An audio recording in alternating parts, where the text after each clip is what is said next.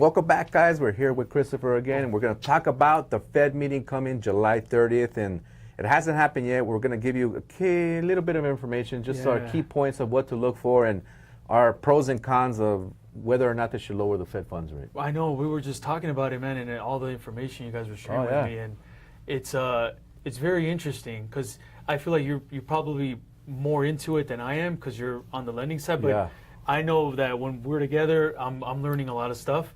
Yeah. So what do you see coming right now? What's always good news to hear when they talk about lowering the Fed funds rate, because it helps consumers and it helps us because we feel that in the long haul that will cause mortgage rates to come down a little bit, which will keep mortgage rates a little bit lower and keep people from being scared about getting into a home, refinancing, and so forth.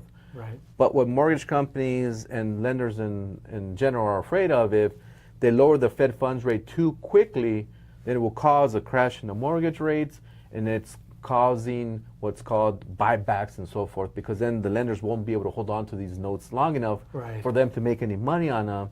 And so then there's what return on investment is not going to be there for them. And what does that do to the consumer? Well, for the consumer, it's good news. For the banks, they're going to lose money on them. So when they're trying to get a new note or a new loan, the bank's going to say, hold on a second. We're going to have to start raising the interest rates, even though they should be lower, because they're going to have to make or hedge monies so that they don't lose money on the newer notes or charge what they call points up front, so that they make the money up front, because how else are they going to make money if they're not going to be able to hold on to these notes long enough? So if the rates keep diving, they're going to be like, hey, man, we don't want to lend money because we're not going to make money on it, so what's the point? Right. And that's what, so would you say, in your opinion, what Jerome Powell is doing is strategic? I mean, I'm yes and no.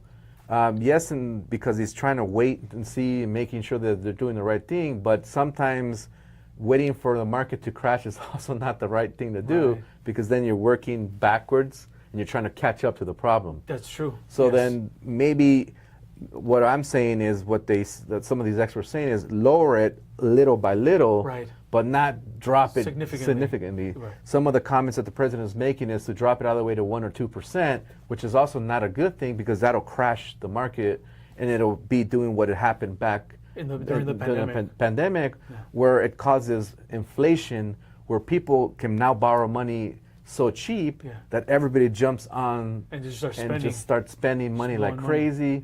It causes scarcity in products. All of a sudden, you can't even buy toilet paper because it's all gone. Everybody has money to spend on things they don't need. And so when there's no product out there, then what happens? The prices rise on everything. Wow, that's great then. That's really good. Yeah, so houses are going to jump like crazy too if rates are too low. So there's got to be some kind of balance. So I think that the Fed is maybe taking a little too long to lower the Fed funds rate, but if they do start lowering it, maybe little by little would probably be the best thing to do. From some of these experts, like Bear Habib's been saying this for years. Some of these bond traders keep saying it for years. It's okay to lower it little by little. Don't wait for the market to crash. Don't wait for something crazy to happen like they did the last time. But don't lower it so much that it's going to drop the market significantly, where the banks are going to get scared and stop wanting to lend money or lower or not lower the rates like they're supposed to, just because they don't want to lose money. So it's crazy. That's insane. But I guess that's what we have to wait for and see. And when is that? When is the next Fed meeting, you said? July 30th. Okay.